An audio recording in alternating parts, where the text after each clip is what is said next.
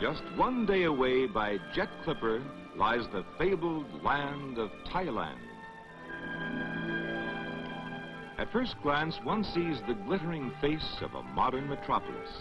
For Bangkok is a progressive city, the largest in Southeast Asia, with 1.5 million people, the clean and colorful capital of Thailand. You'll be immediately impressed with the Thai people, cheerful, kind, patient, law-abiding, and freedom-loving. In fact, Thailand means land of the free. Crisscrossing the countryside and running through the city like Venetian streets are hundreds of canals that carry 80% of all internal traffic and give tourists an inside look at a unique country.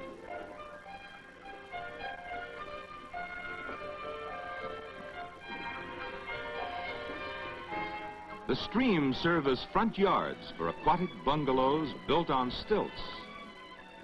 The rivers that branch off in all directions are highways for large and tiny boats, houseboats, motorboats, steam launches, but mostly high-sterned little paddle boats.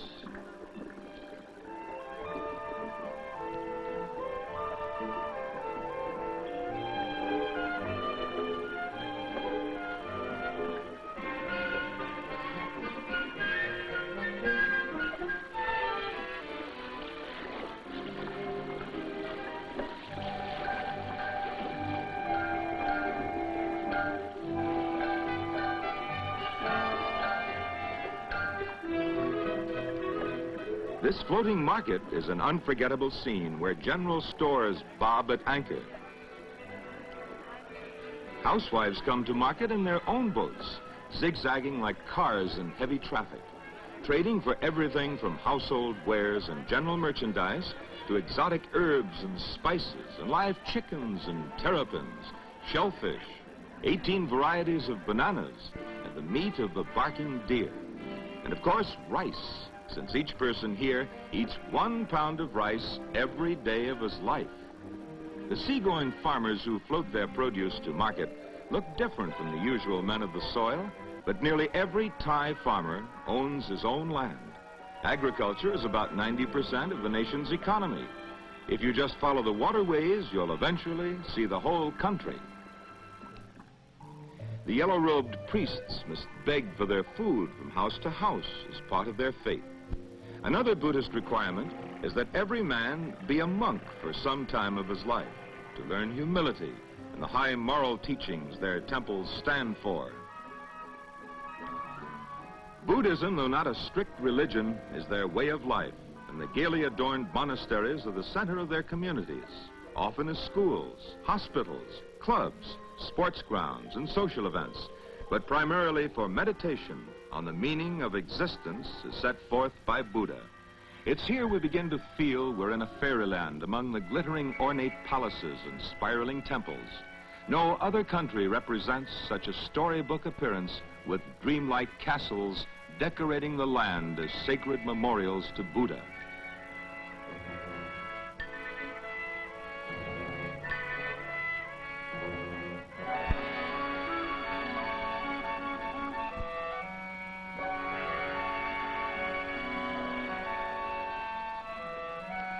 Weird figures hold up the towers. A golden girl of their ancient mythology helps protect the holy grounds from evil.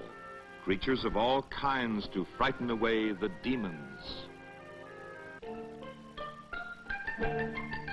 In dancing, too, the forces of good and evil are dramatized.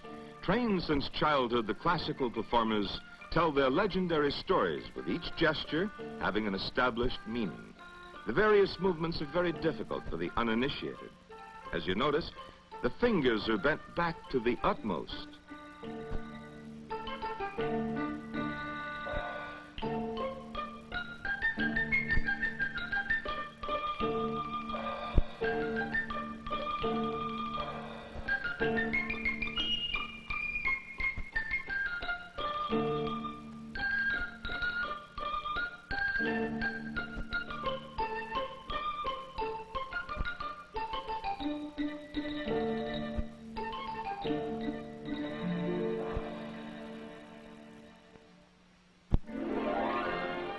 Another place of beauty is found in the young women of Thailand displaying their famous cotton and silk materials designed for their tropical climate. Just as the men have replaced their traditional panuns that drooped around their legs like bloomers, up-to-date women have changed the shape of their native sarong-like pasins.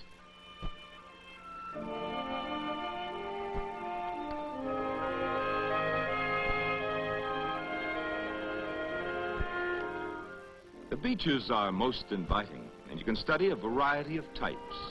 90% are Thai, 6% Chinese, Indian, and Malayan. Not many Americans and Europeans, but Western influences are becoming more apparent everywhere. This young woman is busy in the nation's chief industry, silk weaving, world-renowned for its quality.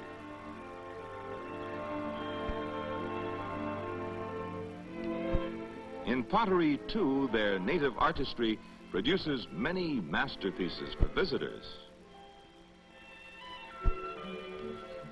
With prices well below most other world markets and their craftsmanship superior, the Siamese have no trouble selling all the objects they can make. Parasols used to be of special significance, not only for shade. Their excellence was a measure of social standing. A bargain hunter's paradise where shoppers can find the unique souvenir or a useful gift. Old Thai porcelain, Nilaware, silverware, bronze products, lacquer woodwork, antiques, leather, gold, jade, and oriental treasures of all kinds. Finding the right gift is only half the fun. Bargaining is also part of the game.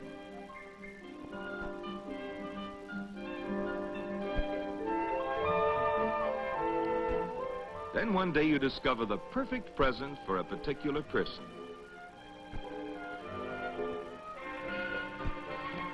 She might give it to him as a letter opener. The old custom of haggling over the cost may be on the way out. Many merchants are trying to establish one price. An extra treat is having your gift especially made before your eyes from the country's finest teak wood, the figure of one of Thailand's most important residents. Traveling into the Timberlands, we meet the mighty elephants in action. In this nation the size of France, 70% of the area is forested. 1/3 of that in teak, where elephants can maneuver better than bulldozers. Incidentally, none of these are bull elephants. They're too ill-tempered. These are cows, as domesticated as Siamese cats. As in a truck, the driver shifts his weight for gears and pedals his feet behind the big ears. Rolling off a log is not as easy as it sounds, not when the log weighs several tons.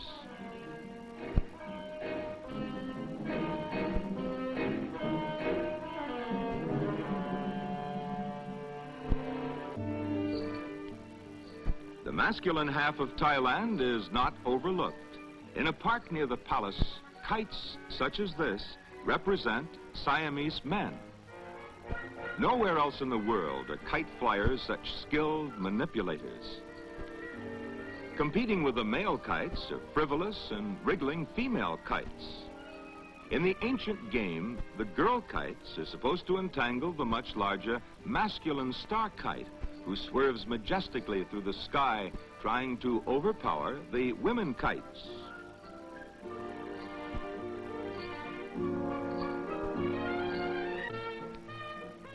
Another sporting side of life you can see also comes from the distant past, the Thai version of boxing. Here is the most punishing type of boxing on earth, where elbows, knees, fists, and feet are freely brought into play.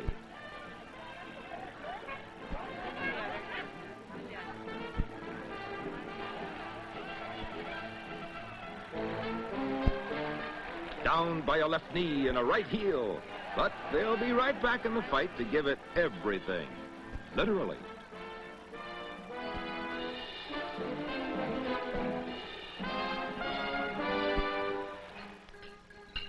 This sort of desperate violence was said to be the cost of living during the 13th century, when these Mongol people moved from the Yangtze Valley southward from China.